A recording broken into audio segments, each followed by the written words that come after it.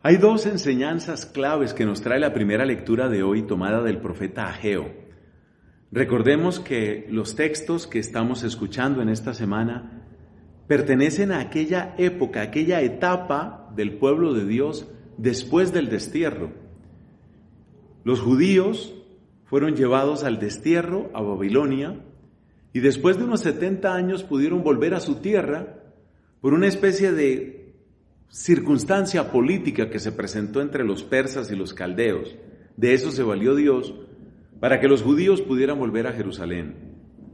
En ese contexto de retorno a Jerusalén, en ese contexto posterior al exilio, encontramos las lecturas de esta semana como los textos de Esdras que hemos oído y hoy el profeta Ageo. Concretamente hoy estamos con el capítulo 1 de Ageo.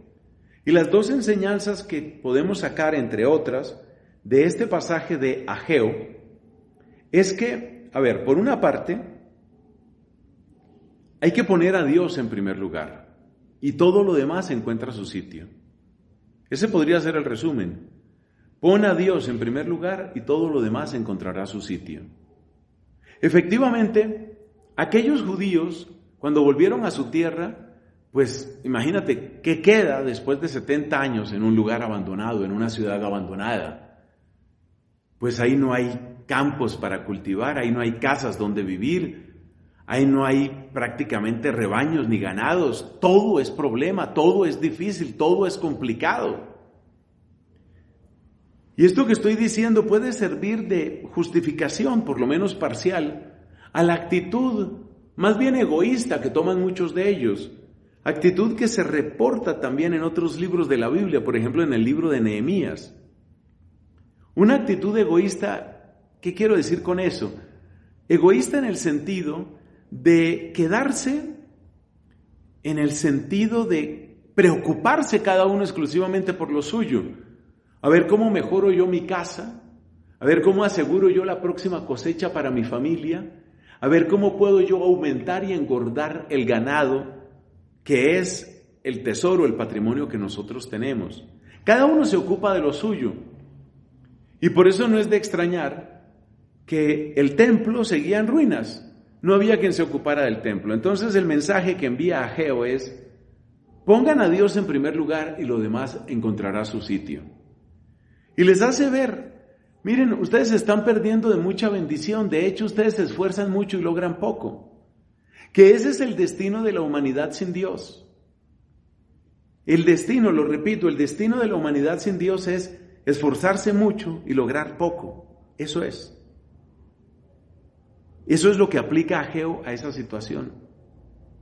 Pero la otra enseñanza es un poco más sutil. La otra enseñanza es la que tiene que ver con el acto mismo de la religión. Cuando una persona decora su casa, no le resulta difícil responder a la pregunta ¿por qué lo haces? ¿Tú por qué decoras tu casa? Porque quiero vivir en un lugar más amable, ya está. ¿Tú por qué trabajas de sol a sol en ese campo? Pues porque pienso sembrar y eso me va a dar mejores alimentos, me va a dar más comida, me va a dar algo de dinero. Eso es fácil de responder. Pero cuando pensamos, ¿por qué hacer un templo? O cuando pensamos, ¿por qué gastarle tiempo a Dios? O cuando pensamos, ¿por qué orar?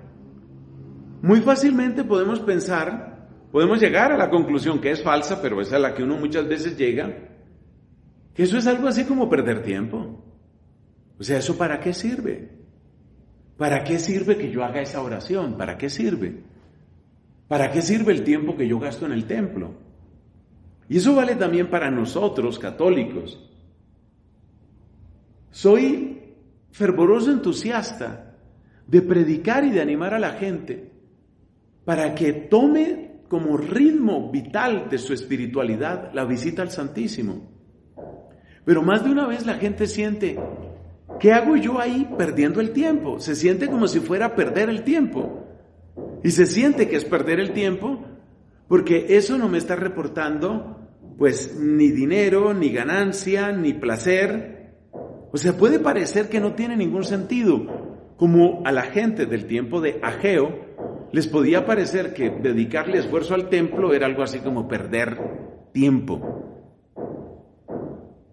Pero en ese tiempo que parece perdido, puede estar tu mayor ganancia. Piénsalo de este modo, y es el único ejemplo que voy a dar. Cuando tú trabajas en las cosas, tú estás logrando algo, sí, tienes una ganancia, tienes una satisfacción. Piensa que el tiempo que tú le das a Dios es el tiempo para que Dios trabaje en ti. Es importante trabajar en las cosas, de acuerdo. Pero ¿qué vale más, las cosas o tú? Y si es importante trabajar en las cosas que valen y que dan valor, ¿cuánto más importante será trabajar en ti, que incluso le das el sentido y el uso a las cosas? Entonces la segunda enseñanza es, el tiempo mejor invertido es el tiempo que le regalamos a Dios. Porque en ese tiempo no estamos trabajando en las cosas, sino que estamos trabajando en nosotros mismos. Y de hecho, le estamos permitiendo a Dios que trabaje en nosotros. Piénsalo y verás que Ageo, el profeta, tenía mucha razón.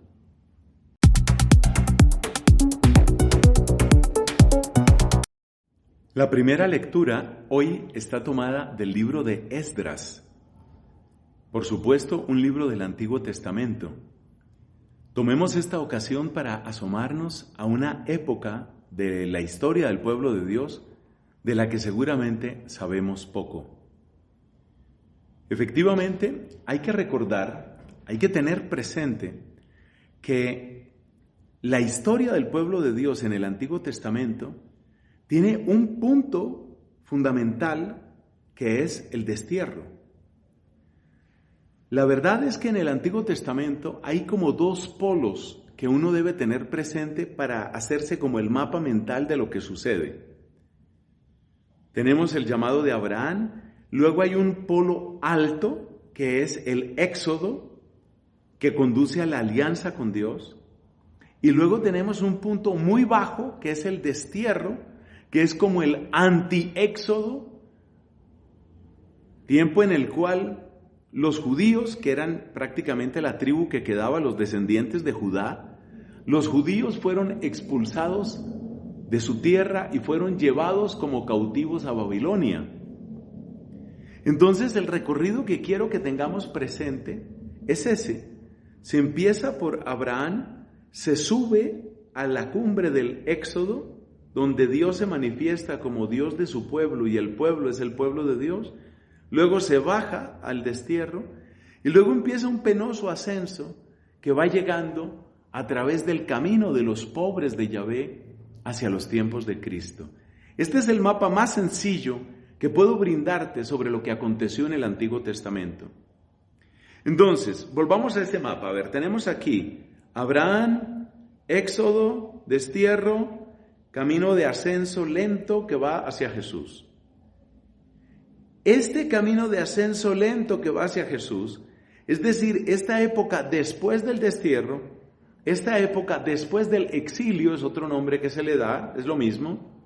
Esta época es la que corresponde a varios de los libros de la Biblia que nosotros hemos oído mencionar, pero de los cuales seguramente sabemos poco. Por ejemplo, los libros de Esdras y de Nehemías corresponden a esta época después del destierro. ¿Qué nos puede enseñar a nosotros ese destierro? ¿Y qué nos puede enseñar a nosotros la época después del destierro? Pues no lo podré yo resumir aquí con facilidad, porque son muchos libros, son muchas enseñanzas, pero vamos poco a poco. Aprendamos algo hoy, por ejemplo. Resulta que ¿quién desterró a los judíos? Pues, básicamente, los caldeos.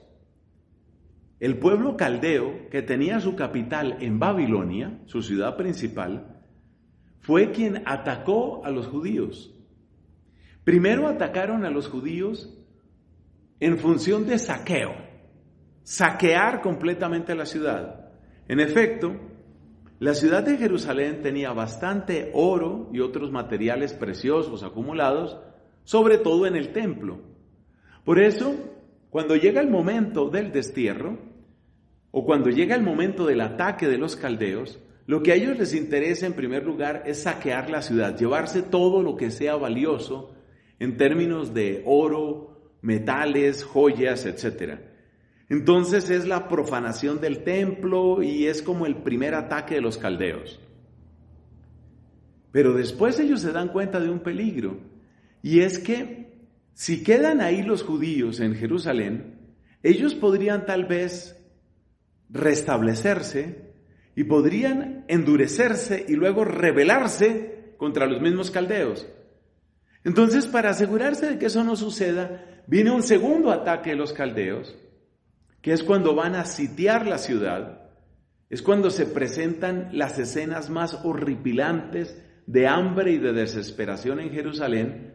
Finalmente la ciudad cae y se llevan ya no metales o joyas, sino fundamentalmente al grueso de la población. Esa es la historia de ese destierro. Fueron los caldeos, capital Babilonia. Pero el imperio caldeo también recibió su propio ataque, porque esa es la historia de la humanidad. Y aquí ya encontramos una enseñanza. La historia de la humanidad en buena parte es la historia de las codicias, la historia de los odios, la historia de tú robas y yo te robo, y otro vendrá y me robará a mí, y otro yo robará al que me robó a mí. Esa es la historia usual de la humanidad, esa es la historia común de la humanidad. Imperios llenos de arrogancia, codicia, crueldad.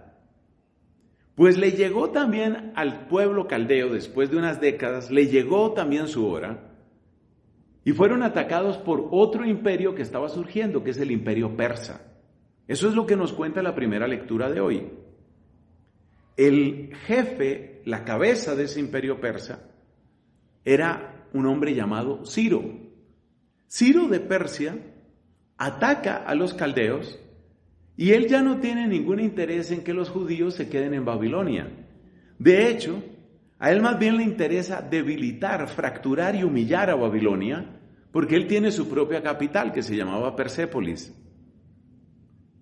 Y a través de ese ataque, pues se produce, como de rebote, se produce la liberación de los judíos. Entonces, ¿cuáles son las dos enseñanzas de hoy? Primero recordar este esquema general del Antiguo Testamento. Después, darnos cuenta de que los imperios de este mundo están hechos a base de arrogancia, codicia y crueldad. Para que tengamos suficiente distancia de tantas propuestas de este mundo. Y tercero, que es lo más bello y maravilloso, darnos cuenta que a través de los planes de los hombres, incluso si son planes marcados por intrigas y por política y por codicia, a través de esos planes, Dios sigue haciendo su obra. Dios hace su plan a través de los planes humanos. Piénsalo y aplícalo a tu vida, ¿vale?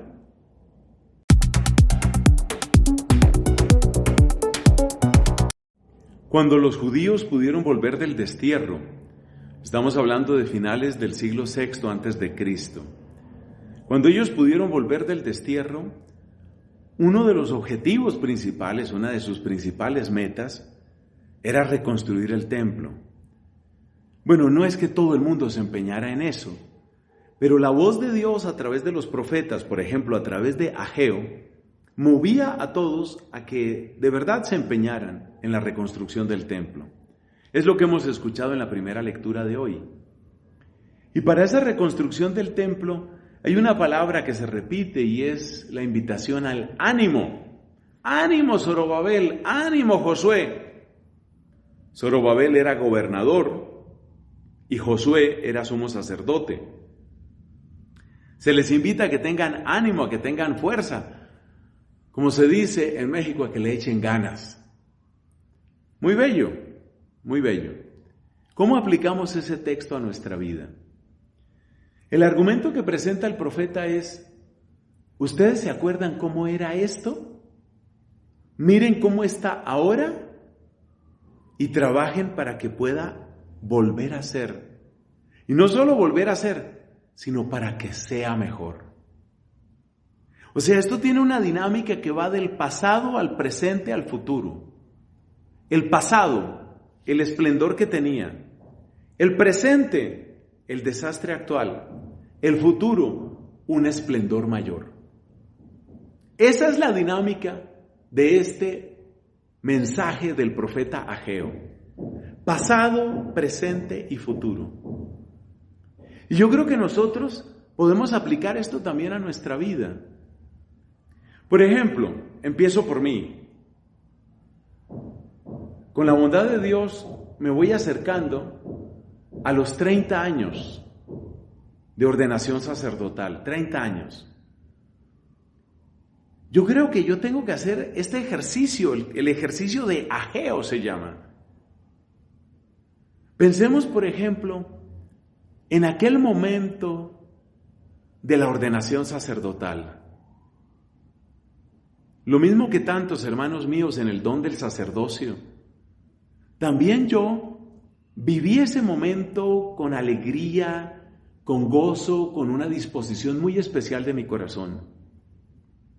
Y es posible que al mirar el tiempo presente o al mirar otras épocas de mi vida yo diga, ¿qué quedó de ese Nelson del día de la ordenación? 21 de marzo de 1992. ¿Qué quedó de ese Nelson? Eso es lo que está preguntando Ageo. ¿Qué quedó de eso que había? Pero no es para llenarse simplemente de culpa y no es para llenarse simplemente de arrepentimiento. Es para acoger el llamado de Ageo. ¡Ánimo! El nuevo esplendor tiene que ser mayor. A lo que Dios me está llamando en mi camino sacerdotal tiene que ser mayor y mejor, incluso mejor que lo que yo viví, que lo que yo pensé, lo que yo deseé en aquella época. Mayor y mejor. Es como esto, ¿no? Como que baja un poco, pero luego sube más. Y esa dinámica vale para muchas cosas. Piensa, por ejemplo, que es la dinámica del perdón. Tengo un buen amigo. Hubo problemas, la amistad se enfrió, se dañó, esa es la bajada. Pero la verdadera reconciliación tiene que ser mejor que como estábamos. El perdón cristiano no es simple reconstrucción, escriba esa frase que le conviene. El perdón cristiano no es simple restauración. El perdón cristiano no es simplemente volver a lo que había, es lograr algo mejor, algo que todavía no existía. Es llegar a un verdadero esplendor. Esto es pascual. Fíjate el caso de Cristo. Luego Cristo es torturado y muerto, esa es su pasión, pero luego resucita. Y la gloria del resucitado es mayor que lo que tenía Cristo antes de padecer. ¿Ves? Baja un poco, sube más. El último ejemplo que te doy, piensa en una pareja. Han tenido un problema, han tenido una tensión, se dijeron palabras estúpidas, perdón la palabra que yo mismo utilizo, se dijeron tonterías, se insultaron, se maltrataron, bajada. Pero ahora la relación tiene que subir más. Ahora tenemos que llegar a ser lo que no éramos. Esa es la dinámica que nos propone Ageo y esa es la dinámica pascual de toda vida cristiana.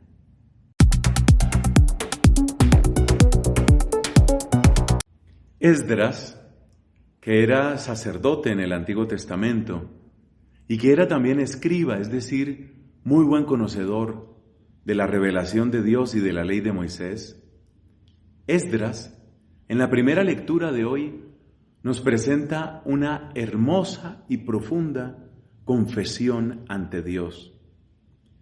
Confesión, casi diríamos en el mismo sentido que lo usamos nosotros los cristianos.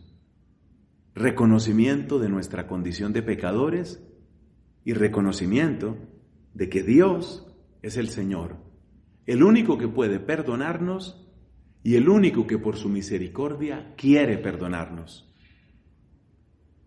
Esa oración de Esdras yo creo que amerita que le demos tiempo, no pasemos por encima de ello.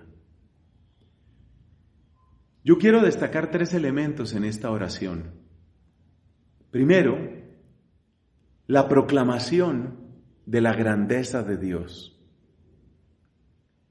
Un Dios que, como el cielo, abarca de uno a otro confín. Un Dios que supera las limitaciones de mi historia particular. Yo tengo mis días buenos y días malos, días de fidelidad, días de infidelidad. Dios cubre, Dios está por encima de todo ello. Dios es Dios en el momento en el que nosotros respondemos bien, y Dios sigue siendo Dios en el momento en el que nosotros respondemos mal. Dios es el que permanece, Dios es el que es, Dios es el que no traiciona, Dios es el eternamente fiel, Dios es grande. Esta proclamación de Esdras es fundamental. Saber que Dios permanece, saber que nosotros cambiamos, pero Él permanece. Segundo, Esdras nos muestra que los pecados tienen un efecto de acumulación. No es que nosotros tengamos la culpa de lo que hicieron nuestros padres, pero que nosotros sufrimos las consecuencias de lo que otros hicieron, eso es así. Piensa en el caso de un hijo que padece la ruina de su familia porque el papá era adicto al juego. El hijo no era adicto, el hijo no tiene la culpa, pero el hijo sí sufre las consecuencias. En teología, a eso se le llama la pena. La pena es la consecuencia objetiva, histórica, interpersonal, trasciende a la persona. Y esto es muy importante porque nos habla de la solidaridad que tenemos nosotros como especie humana. Qué fácil es levantar el dedo y acusar a otros. Por ejemplo, llenarnos de orgullo o de resentimiento frente a la clase política y decir, estos políticos, pero ellos no estarían ahí si nosotros no los pusiéramos ahí. Todos tenemos responsabilidad. Nosotros alimentamos la fuerza del mal. Por ejemplo, el consumo de obscenidad, de vulgaridad, de pornografía, hace fuerte la pornografía, la obscenidad, la vulgaridad. ¿Por qué esos materiales asquerosos se producen? Porque hay quien los consuma. Producirlos vale dinero. Hay mucho dinero que hay que pagar y se espera ganar también mucho dinero. Entonces, es necesario que entendamos que hay una íntima solidaridad en lo bueno o en lo malo en la especie humana, que estamos conectados. Por eso dice Esdras, nosotros estamos viviendo consecuencias de lo de nuestros padres y de nuestros propios pecados. Es decir, hay una historia de pecado nuestra. Entonces, lo primero que era la grandeza de un Dios que permanece por encima de todas las variaciones y cambios y mudanzas nuestras. Eso era lo primero. Lo segundo, que la humanidad está conectada y que nuestras acciones siempre repercuten sobre otros. Y aunque la culpa no se transmite, la pena sí. Tercer elemento, esa raíz de esperanza tan bella en el texto de Esdras. Tan bella esa raíz de esperanza. Tan bello descubrir